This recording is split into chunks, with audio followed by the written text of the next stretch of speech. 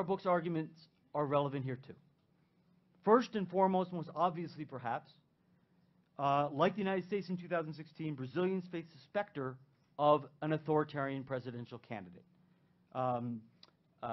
My host, Rodrigo, requested that I do a little homework before my visit here, so a couple of research assistants at Harvard helped me do some research on Bolsonaro, and we applied our litmus test to Bolsonaro. Here are the results. You probably will not be surprised that he tests positive in flying colors.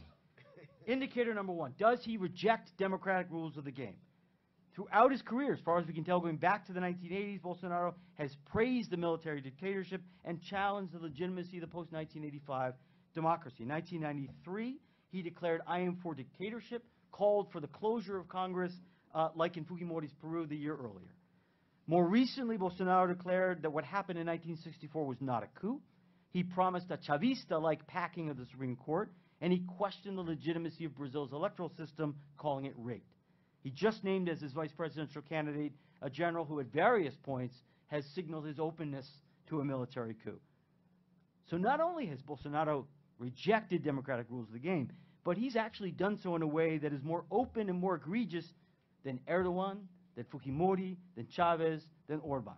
None of those guys openly embraced dictatorship. Okay, so he passes that one. Check that box. Indicator number two, toleration or encouragement of violence. In 1998, Bolsonaro said the military should have killed 30,000 people, including Fernando Henrique Cardoso.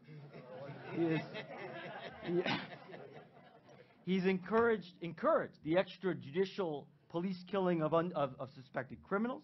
He has embraced death squads in Rio de Janeiro. He's justified the extrajudicial killing of 19 farm workers in Pará in 1996. Indicator number three, denying the legitimacy of one's partisan rivals. Bolsonaro has called President Cardoso a corrupto who should have been killed during the dictatorship. He calls Lula a criminal, wants to imprison him, and says he, if in government, will treat the MST as terrorists. Indicator number four, a willingness to curtail the civil liberties of opponents. Bolsonaro has repeatedly endorsed the use of torture and extrajudicial killing, including against leftist politicians and activists.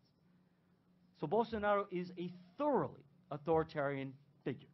That distinguishes him, and I think this is very important, that distinguishes him from all of his rivals, all of his major rivals in the 2018 presidential race. It distinguishes him from Alckmin, from Marina Silva, from Haddad, from Ciro. My host also requested that I do a little research on these other candidates, and we did. None of them show up on this litmus test. Ciro Gomes, from the best of my research, has a big mouth. But we found no evidence of authoritarian tendencies. Being hot-tempered and being offensive is not the same thing as being authoritarian. Taking bribes, as Lula allegedly did, is not the same thing as being authoritarian. This is very important. Center-left politicians, even corrupt ones, do not generally threaten democracy. Authoritarian candidates do threaten democracy. So Brazil may be headed to one of those critical moments that Lins wrote about, when political and economic elites may have to choose, may be forced to choose between their short-term political and policy goals and the long-term defense of democratic institutions. And the overwhelming lesson of my research is that Brazilian elites should resist the temptation to back Bolsonaro under any circumstance, under any second-round scenario you can imagine. I worry when I read that Bolsonaro was applauded by the National Confederation of Industry last month, and that according to CNI President Robson Andrade, many entrepreneurs like Bolsonaro because he shows authority. I worry a lot that business leaders will decide that Bolsonaro is worth the risk maybe because of economic policies that Paulo Guedes can deliver, or maybe because it's just better than having to deal with a government led by Ciro or Haddad.